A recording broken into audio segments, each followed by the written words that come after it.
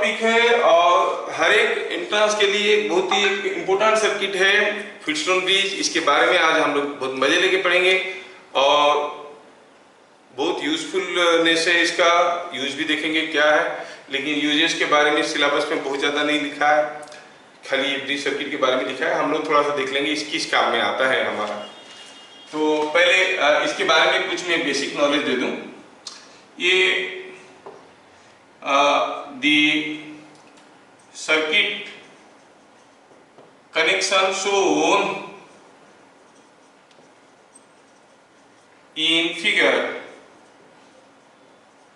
is called a Wheatstone bridge. मैं इसको WSB लिखता हूँ, इतना लंबा है ना, तो व्हीटस्टोन ब्रिज लिखूंगा। आप लोग WSB मत लिखना, इसका कोई ऐसे नाम नहीं है WSB, we call it Wheatstone bridge.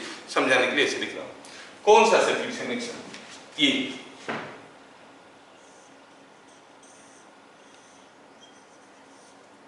ऐसा कोई एक सर्किट है, तो ऐसा एक सर्किट कनेक्शन को हम कहेंगे व्हीटस्टोन ब्रिज। देख लो कैसे कनेक्शन हुआ। यहां पर एक बैटरी लगा रहेगा और यहां पर भी एक रेजिस्टेंस लगा रहेगा। We name the resistance as P, Q, R, S और इसको मैं RG कहता हूँ। Why I call it RG? I'll explain. But ऐसा एक सर्किट कनेक्शन को हम कहते हैं व्हीटस्टोन ब्रिज। ठीक है, ये ब्रिज सर्किट है, ऐसा एलिमेंट को हम ब्रिज सर्किट कहते हैं। I name these points. Say this point is A, this point is B, this point is C, this point is D. Here you see a battery is connected. So obviously current will be supplied by this battery, it will pass through the circuit and come out. ये जो bridge circuit है, ये circuit किस काम में लगता है? To measure unknown resistances. ठीक है, उसको बाद में देखेंगे। पहले हम देखेंगे कि ये सर्किट कब कहेंगे कि ये सर्किट बैलेंस्ड है। It is a balanced circuit कब कहेंगे। ओके, तो क्या लिखेंगे हम लोग? The circuit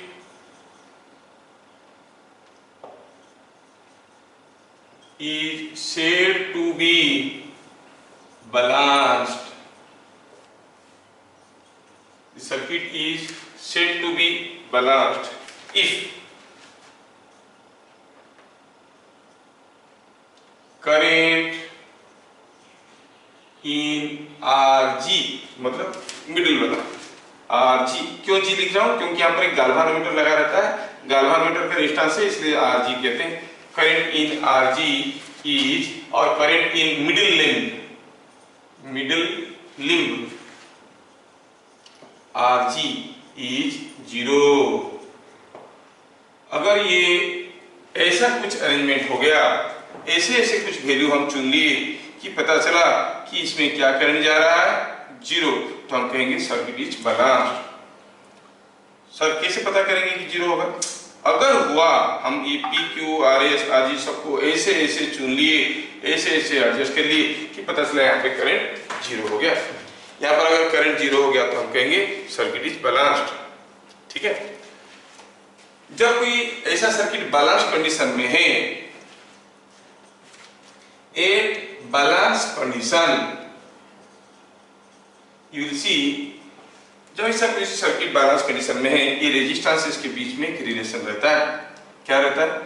product of opposite resistances are same, मतलब P into R is equal to Q into S।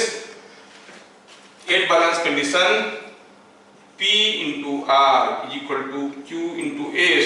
हो सकता है आपको बाद में P, Q, R, S याद रखने में दिक्कत होगा। क्या याद रखना है? Product of opposite sides, this into this must be equal to this into this. हो सकता है कि कोई दूसरा क्वेश्चन में R1, R2, R3, R4 दिया रहेगा, फिर आप ढूंढते रह जाओगे।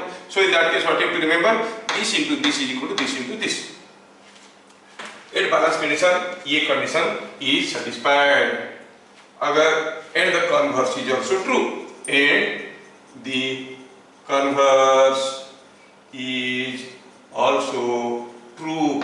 मतलब अगर हम ये ऐसा एक सर्किट बनाते हैं जिसमें this into this equal this into this हो जाएगा, तो आप यहाँ पे कितना भी वोल्टेज अप्लाई कर दो, यहाँ पर करंट होगा 0।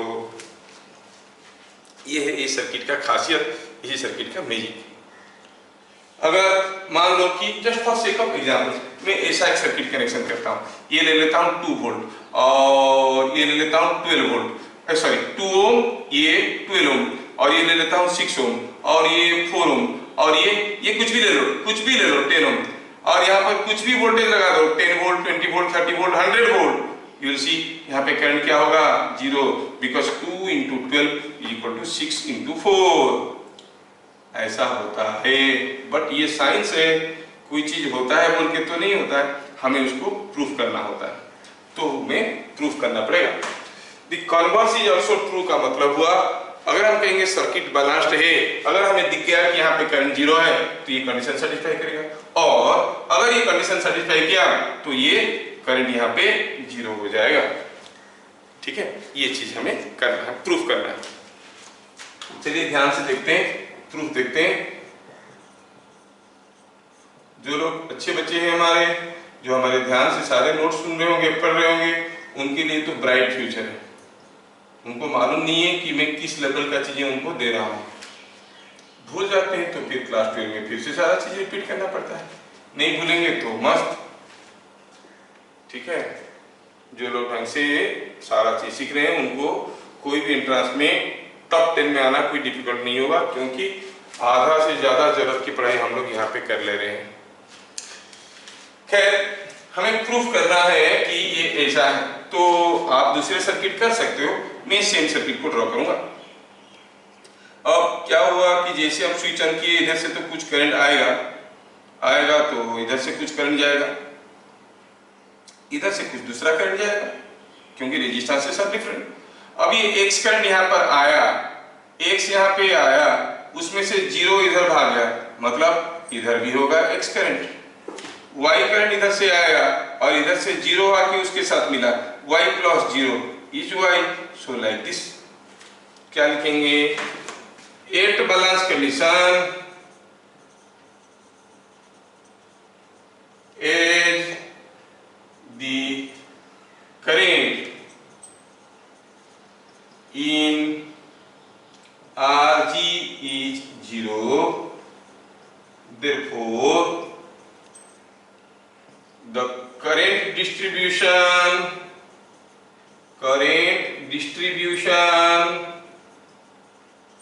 in the circuit is shown using Kirchhoff's current law. कितना सिंपल है, किरचॉफ्स करंट लॉ यूज करके हम करंट डिस्ट्रीब्यूशन को शो कर दिए। यहाँ पे अगर x आया x ही जाएगा, क्योंकि इधर तो कुछ नहीं गया, y आया y ही जाएगा। Okay, again small i is equal to 0।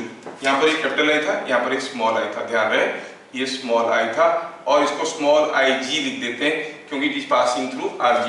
तो again small ig is equal to 0 का मतलब हुआ यहाँ पे कोई करंट नहीं है, का मतलब हुआ what is the potential difference between B and D, you will say VB minus VD is equal to 0।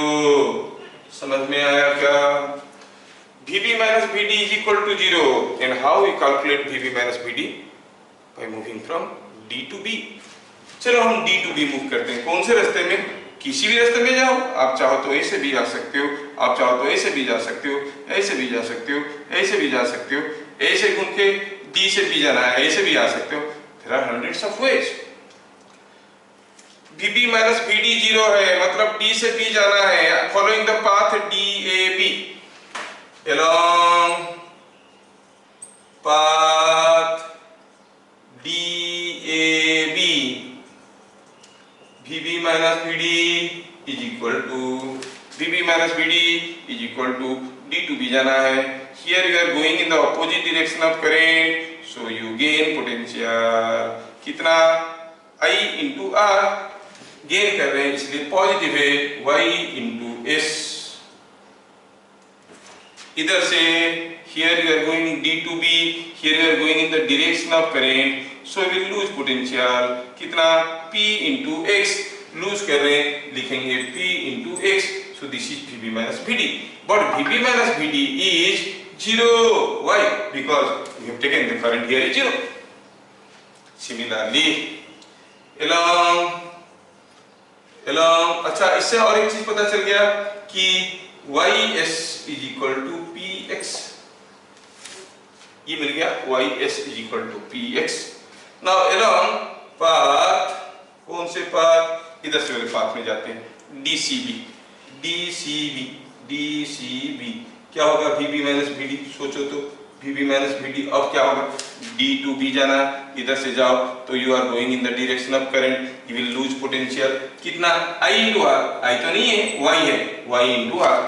फिर यहाँ पर you are going in the opposite direction of current, you will gain potential. कितना? q into x. But this whole thing is equal to 0. Why? Because Ig is 0. As Ig is 0 means potential difference across B and D is 0. तो इससे हमें और क्या चीज मिल गया? YR को उधर ले लो, QX इधर आ जाएगा, मिलेगा क्या? YR is equal to Q into X. Wow, क्या मस्त इंटरेस्टिंग रिजल्ट आके हमारे सामने पहुंच गया. क्या यहाँ तक सबको ठीक ठाक समझ में आया?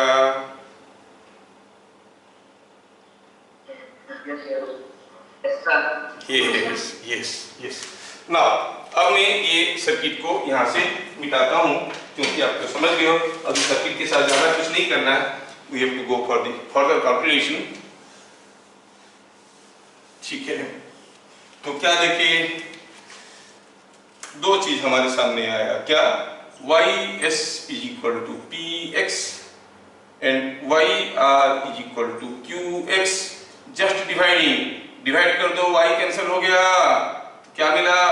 s by r is equal to p by q और q into s is equal to p into r. ध्यान रहे, वो सर्किट को मैं दोबारा यहाँ पे ड्रॉ कर देता हूँ ताकि आपको याद रहेगा, भूलोगे नहीं. ये रेजिस्टेंस थे, यहाँ पर रेजिस्टेंस था P, Q, R, S. ये भी था, ये बीच वाला RG था. क्या देखें? P into R is equal to Q into S. कहने का मतलब हुआ, अगर करंट 0 होगा तो PR will be QS, और अगर PR is equal to QS तो करंट होगा 0. ये बड़ी इंटरेस्टिंग चीज है. ठीक है, ये बड़ी एक इंटरेस्टिंग चीज है, आप इसको समझ लेना. नेक्स्ट पॉइंट नंबर 5 में देखेंगे, the balance condition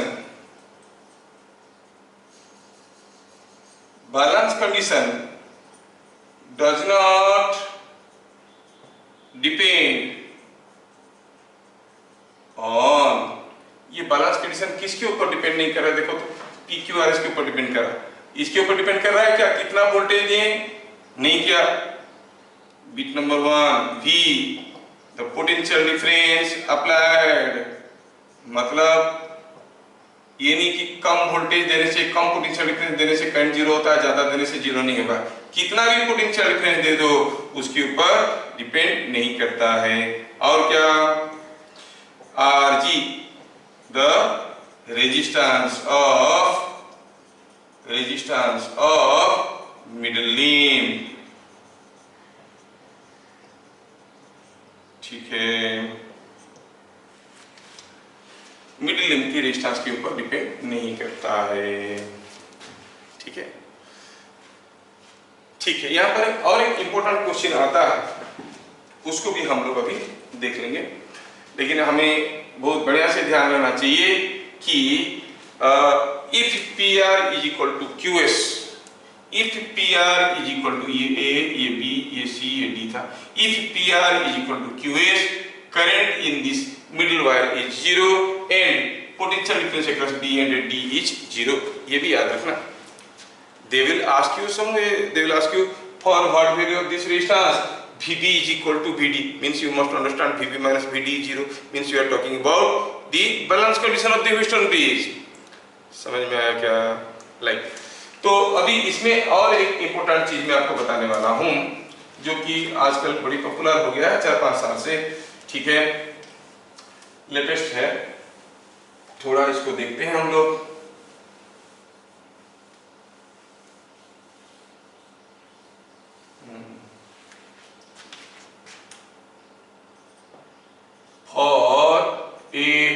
balanced Wheatstone bridge by interchanging the positions of RG and V or battery, the balance condition is not affected. क्या मतलब है? थोड़ा समझते हैं। सपोज हमारे पास ऐसा एक व्हीटस्टोन ब्रिज है, ठीक है, और इसमें एक बैटरी ऐसे लगा है। कहाँ पे लगा है? चलो मानते हैं कि ए सी में लगा है और बी और डी में आर जी लगा है। यहाँ पर तो रेजिस्टेंस है, आपको मालूम है, ये पी क्यू, ये आर एस है। बोल रहा है यहाँ का बैलेंस कंडीशन क्या है? बैलेंस कंडीशन, ये बैलेंस में रहने का कंडीशन क्या है कि P R is equal to Q S. अगर ये कंडीशन सेटिस्फाई हुआ तो इसमें करंट जीरो होगा। बोल रहा है कि अगर ये जो आरजी है और ये जो बैटरी है, इन दोनों का पोजीशन को इंटरचेंज कर देंगे। ध्यान से देखना, पोजीशन को इंटरचेंज करने वाले हैं, मतलब पी क्यू आर एस अपनी जगह पे रहेंगे, पी क्यू आर एस अपनी जगह पे रह गए पी क्यू आर एस, ये पी क्यू आर एस अपनी जगह पे रह गए, पी क्यू आर एस। यहां पर लगा था आरजी, इसके जगह लगा देंगे क्या? बैटरी लगाएंगे इसके और इसके बीच में ऐसे, their positions are to be interchange. यहाँ पर आरजी था, यहाँ पर बैटरी था, अब यहाँ पर लगेगा आरजी, यहाँ पर लगेगा बैटरी। जो बैटरी लगेगा बी और डी में, जो बैटरी लगने वाला है, आपको समझ में आएगा बोल के थोड़ा सा मैं बाहर से लगा देता हूँ ताकि आपको दिखेगा कम से कम कि बैटरी लगा है। अंदर होने से हो सकता है कि ज्यादा कंफ्यूजिंग हो जाएगा, तो ये बैटरी को यहाँ से लगा दी। इट इज एक सेम चीज है ना, यहाँ पे लगाओ, यहाँ पे लगाओ। और क्या हुआ यूं है कि जो हमारा बैटरी लगा था ए और सी में, उसमें क्या लगा देंगे? आरजी को लगा दी। Now you see, this is another Wheatstone bridge. This is not the same Wheatstone bridge. This is different Wheatstone bridge. लेकिन इसके लिए बैलेंस कंडीशन क्या होगा? बैलेंस कंडीशन क्या हो जाएगा? वही P into R is equal to Q into S. P into R is equal to Q into S. ठीक है, तो ऐसा है। तो हम देख रहे हैं यहाँ पे देख रहे हैं कि by interchanging the position of RG and the battery, balance condition is not getting affected. यहाँ पे हमारा व्हीटस्टोन ब्रिज की कंसेप्ट खत्म होता है। फिर हम लोग आगे देखेंगे कुछ न्यूमेरिकल्स इसके ऊपर और फिर देखेंगे इक्विवेलेंट रेजिस्टेंस। जिनका नहीं हुआ है उनके लिए मैं सॉल्व कर देता हूं। देखो ये क्वेश्चन कितने सिंपल है। For what value of R the potential points A and B will be at same potential, A and B will be at same potential, means there will be no potential difference. If there is no potential difference means there will be no current. No current, it's a Wheatstone bridge, that means the bridge must be brought to balance condition. उसको balance condition में लाने के लिए क्या होना चाहिए? The product of opposite arms must be same. तो question number 1 का सॉल्यूशन हुआ ऐसे, ये 2 है। सॉल्यूशन ऑफ नंबर 1 क्या आ रहा है? हम कहेंगे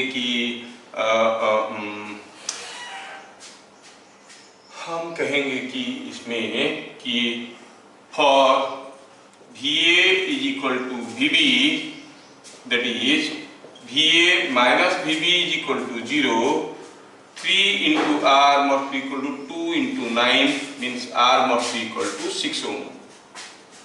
ये समझ में आ गया, ठीक है। दूसरा क्वेश्चन नंबर 2, सॉल्यूशन नंबर 2 कितना सिंपल क्वेश्चन है। पूछा है what resistance must be put in parallel with 400 ohm so that the current in 500 ohm will be 0। कितना रेजिस्टेंस इसके साथ पैरेलल में रखेंगे? मालूम नहीं कितना रखेंगे, कॉल इट R रखेंगे पैरेलल में। मतलब if R is kept in parallel, then 200 into 200 must be equal to, क्योंकि क्या दिया है इसमें करंट जीरो होना है ना, इसमें करंट जीरो होने के लिए this into this must be equal to this into this, so 200 into 200 is equal to 200 into 400 in parallel with R. इसका मतलब 400 in parallel with R should be equal to 200. That is 400 into R by 400 plus R is equal to 200, or R is 400 ohm. So if you keep a 400 ohm resistance here, this will be, the current will be 0. हम अगर 400 के साथ और एक 400 ohm को parallelly connect कर देते हैं तो क्या हो जाएगा, current in 500 ohm will be 0. ठीक है, तो ये क्वेश्चन था हमारा कि तीन सर्किट दिए गए हैं, देखो तीनों सिमिलर सर्किट है, खाली इसमें 6 है, यहाँ पर कुछ नहीं है, यहाँ पर कनेक्शन ही नहीं है, हर एक केस में बराबर वोल्टेज अप्लाई किया गया है और पूछा गया है जो I1, I2, I3 करंट है उनको असेंडिंग ऑर्डर में लिखो, और क्वेश्चन देने की 1 मिनट के अंदर अमीशा नायक ने एकदम सही आंसर लिख दिया। क्या था कि in each case the current is same as 2.5 ampere. Oh, very good. Hats off to Amisha Nayak. Hats off ऐसे होता ना, सर ऐसा हुआ तो hats off ऐसा हुआ। Hats off to अमीशा नायक। टेढ़ा ओम। Now let us see. सोचना है इस केस में। सोचो कि पहला वाला केस, ये जो 2 है, ये 4 है, ये 6 है, आप लोग इतना बढ़िया सोचते हो कि मैं प्रेज करते करते थक जाऊं तब भी खत्म नहीं होगा। So nice, you people are doing 2, 4, 4, 8, ये वाला रेजिस्टेंस 6 था, ये बैलेंस है, क्लियरली दिख रहा है, 2 into 8 equal to 4 into 4 दिख रहा है, तो what is the current here, 0। अच्छा, इसका मतलब ये अगर 6 के जगह 60 होता तो करंट कितना होता, 0, 600 होता, 0। अगर ये 6 के जगह 0 होता मतलब नो रेजिस्टेंस, तब भी करंट क्या होता, 0। इसका मतलब ये सर्किट और ये सर्किट में कोई अंतर नहीं है, 6 के जगह 0 रख दिया गया है। पहला सर्किट दूसरा सर्किट में क्या है, 6 के जगह 0 रख दिया गया, सर्किट वही है, कोई चेंज नहीं आ रहा है, देयर इज नो चेंज। अब देखो असलियत तो ये है कि छोटा सा फंडामेंटल कंसेप्ट है, कोई भी सर्किट में अगर किसी एक एलिमेंट में करंट फ्लो नहीं कर रहा है तो सर्किट में वो एलिमेंट रहे ना रहे क्या फर्क पड़ता है नहीं? आपके घर में मान लो ढेर सारे इलेक्ट्रिकल अप्लायंसेस लगे हैं, उसमें से एक तो नहीं चल रहा है, बल्ब फ्यूज्ड है, वो बल्ब रहे या ना रहे, हाउ डज इट मैटर, क्योंकि वो फ्यूज्ड है तो उसको निकाल भी लेंगे तब भी कोई फर्क नहीं पड़ता। तो यहाँ पर देख रहे हैं कि अगर ये 0 करंट है तो यहाँ पर इसको लगाने के बावजूद भी 0 है, 6 ओम लगाओ तब भी 0 है, कुछ नहीं लगाओगे तब भी तो 0 है, कुछ नहीं लगाने का हो, अदरवाइज हम इलेक्ट्रिकल टर्म में कहेंगे इनफाइनाइट रेजिस्टेंस, मतलब कुछ भी नहीं लगा, ओपन है। 0 रेजिस्टेंस मतलब शॉर्ट है, 2 points are connected by a 0 resistance wire, it's called short circuit. Infinite resistance means open circuit, मतलब अभी करंट को जाना नामुमकिन है क्योंकि रेजिस्टेंस ही infinite. We see for any value of the middle limb resistance, the current is going to be 0 because this is a balanced Wheatstone bridge. In the first case it was 6, second case this resistance is 0, third case the third resistance is infinite. मतलब तीनों case में वही same circuit है, same current will flow, same current will flow. अगर आप थोड़ा ध्यान से अदरवाइज देखोगे भी तो आप सोच सकते हो तीनों केस में आपको वही मिलने वाला है, क्या बताओ, इक्विवेलेंट रेजिस्टेंस भी वही मिलने वाला है। थोड़ा सा ध्यान से देखो तो इस केस में 2 and 4 are in parallel, 4 and 8 are also in parallel and the two parallel combinations are in series। थोड़ा मैं लिखता हूं निकालने के लिए कि R इक्विवेलेंट क्या होगा। I said 2 is parallel to 4, जो भी हुआ उसके साथ 4 is parallel to 8, कितना हो रहा है थोड़ा देखो तो, 2 into 4 by 2 plus 4, 8 by 6 plus 4 into 8 is 32 by 4 plus 8 is 12, so it is 16, 32 is 42, 48 by 12 is coming out to be 4 ohms. इस केस में 2 and 4 are in series, becomes 6. 4 and 8 are in series, become 12, and 6 is in parallel with 12. 6 is in parallel with 12, that is 6 into 12 by 6 plus 12 is not 4 ohms. Yes, it is 4 ohms. मतलब इस case में जितना current, इस case में उतना current, इस case में उतना ही करंट। तो क्या हो गया आंसर कंक्लूजन में? कंक्लूजन में समझ में आ गया कि in all these three cases I1, I2, I3 will be same as, जैसे अभी वो आंसर एक्स्ट्रा बता दिए जो हम नहीं पूछे थे, लेकिन she has told extra 2.5 amperes होगा। ठीक है, तो क्या याद रखना है? क्या याद रखना है? कोई बैलेंस्ड व्हीटस्टोन ब्रिज का मिडिल लिंक के साथ आप कुछ भी छेड़खानी करो, बैटरी से तो सेम करंट ही जाएगा। फिर से रिपीट कर रहे हैं, कोई एक बैलेंस्ड व्हीटस्टोन ब्रिज का मिडिल लिंक के साथ कुछ भी छेड़खानी करो, बढ़ा दो, घटा दो, जीरो कर दो, तोड़ दो, कुछ भी करो, the current supplied by the battery does not change, it remain the same. It is very very important. You will not get this theory in any of your books. तो आपको याद रखना है, क्या नोट पॉइंट याद रखना है? In case of a balanced Wheatstone bridge, any change with the middle limb resistance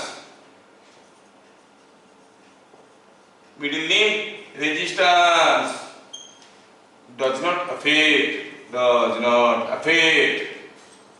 क्या does not affect the current supplied by battery.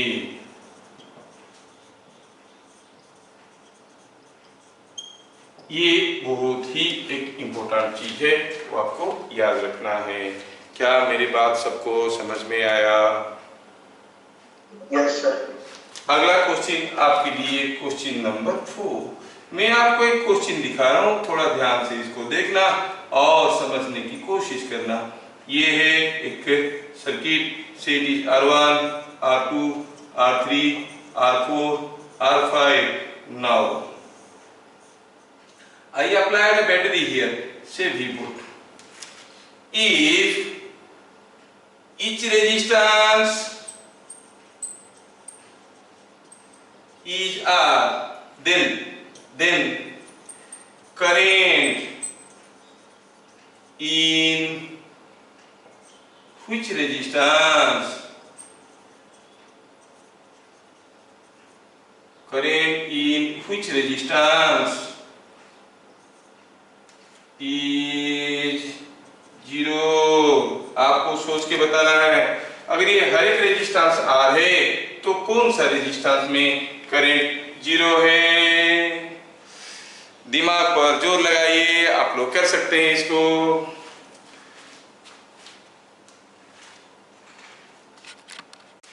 बहुत बढ़िया है। नाउ लेट अस सी, ये क्वेश्चन में पूछा गया है कि कौन सा रेजिस्टेंस में करंट फ्लो नहीं कर रहा है, और ये A है, मान लो हम B देते हैं इसको नाम, इसको C देते हैं, इसको D देते हैं। बस मैं थोड़ा सजाने की कोशिश करता हूँ। क्या करता हूँ देखो, मैं ऐसे करता हूँ कि A है, मैं इसे नाम दे दिया B, C, ठीक है, और ये A और B के बीच में रेजिस्टेंस है, ऐसा कर देते हैं। A और B के बीच में रेजिस्टेंस R1 है, B और C के बीच में R2 है, B और C के बीच में R2 है, B और D के बीच में R3 है, B और D के बीच में R3 है, C और D के बीच में R4 है, C और D के बीच में R4 है। अब रह गया कौन? A और C। A और C के बीच में है R5। थोड़ा ध्यान से देखो तो सब कुछ दिखेगा। क्या मस्त, देखो आ गया। Is it not a balanced Wheatstone bridge? दिया है कि हर एक रेजिस्टेंस R है, अगर हर एक रेजिस्टेंस R है, this into this into this into this, किसमें करंट नहीं जाएगा? R2 में, R2 में कोई करंट नहीं होगा। So you could understand. मैं सेम क्वेश्चन को थोड़ा सा मॉडिफाई करके दे दिया, फिगर को तोड़ मरोड़ के दे दिया और आपको समझ में आ गया होगा, है ना? ठीक है। ऐसे हम लोग ढेर सारे क्वेश्चंस करने वाले हैं। आखिरी क्वेश्चन दे रहा हूं व्हीटस्टोन ब्रिज के ऊपर, आखिरी क्वेश्चन, फिर हम लोग आगे बढ़ जाएंगे। आखिरी क्वेश्चन में मैं थोड़ा ये बोर्ड साफ कर देता हूं। अब मुझे ये मिडिल लाइन की जरूरत नहीं है। क्या ये चीज सबको समझ में आ गया?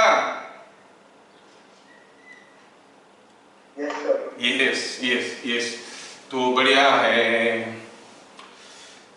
है। नाउ क्वेश्चन नंबर 5, थोड़ा ध्यान से देखिए। Here was a resistance,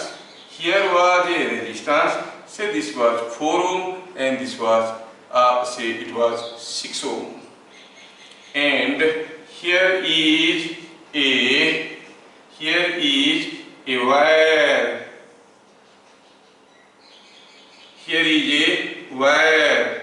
AB is a uniform wire and uniform resistance wire. यहाँ से कोई एक कनेक्शन आया है, यहाँ पर एक करंट मेजरिंग इंस्ट्रूमेंट है जिसको हम लोग एमीटर कहते हैं। क्या है एमीटर? Ammeter measures current. अगर उसके अंदर से कोई करंट पास करेगा तो वो दिखेगा, वहां पर पॉइंटर दिखेगा कि हाँ करंट गया। अब यहाँ से आया ऐसा कनेक्शन, ये एक रिंग लगा है जो इसके ऊपर स्लाइड कर सकता है। थोड़ा ध्यान से देखना, तुम लोग अच्छा खेल रहे हो तो मैं भी अच्छा क्वेश्चन दे रहा हूं आपको करने के लिए। अब ऐसा है, ये दिया है 18 वोल्ट। थोड़ा क्वेश्चन को ध्यान से देखना। फिगर ए क्या है? A is a point, B is a point, ये ठीक है। बताता हूं। Call it G, galvanometer. तो in figure shown AB is a uniform resistance wire of length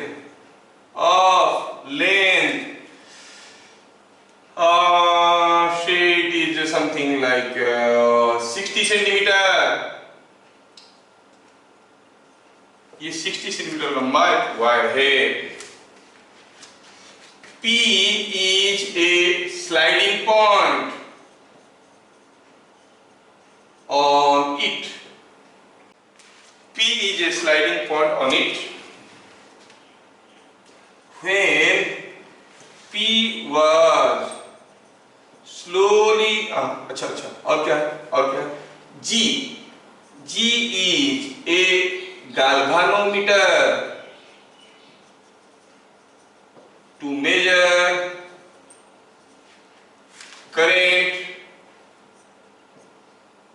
current I in the circuit। देखो डरो मत, बढ़िया क्वेश्चन दे रहा हूं, बहुत मस्त क्वेश्चन है। करोगे तो समझोगे, जो डर गया सो मर गया। ठीक है। G is a galvanometer to measure current I in the circuit। Okay, fine। When P was slowly moved from A, it was found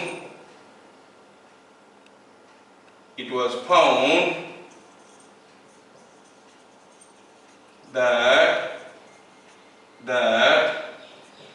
after moving a distance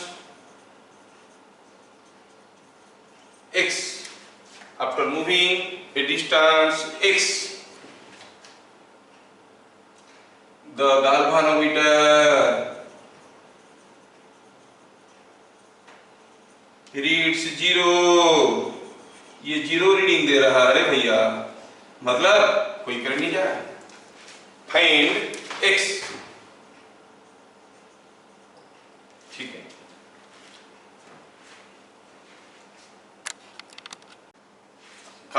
answer दे चुके हैं, काफी लोग आंसर दे चुके हैं। दिया कि ये 4 ओम 6 ओम है, ये गैल्वेनोमीटर है और AB is a uniform resistance wire of length 60 cm, P is a sliding point on it, P slide कर रहा है, G is a galvanometer to measure, G हो गया galvanometer to measure current I in the circuit, when P was slowly moved from A to B, P को धीरे धीरे लाए तो when it has moved a distance x, इसमें current reading 0 हो गया, find the value of x। हाँ, it is now looking like a you say a Wheatstone bridge। अगर हम ये रेजिस्टेंस को R1 कहेंगे, ये रेजिस्टेंस को R2 कहेंगे, ये लेंथ जब x होगा, ये लेंथ हो जाएगा 60 minus x।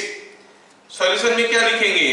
When I is equal to 0, I मतलब दिस करंट, आप कहोगे 4R2 must be equal to 6R1।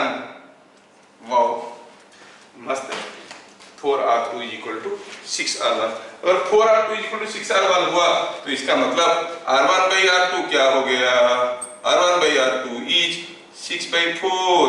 लेकिन आपको मालूम है कि resistance is directly proportional to length, तो R1 is proportional to x, R2 is proportional to 60 minus x, so x by 60 minus x is equal to 6 by 4।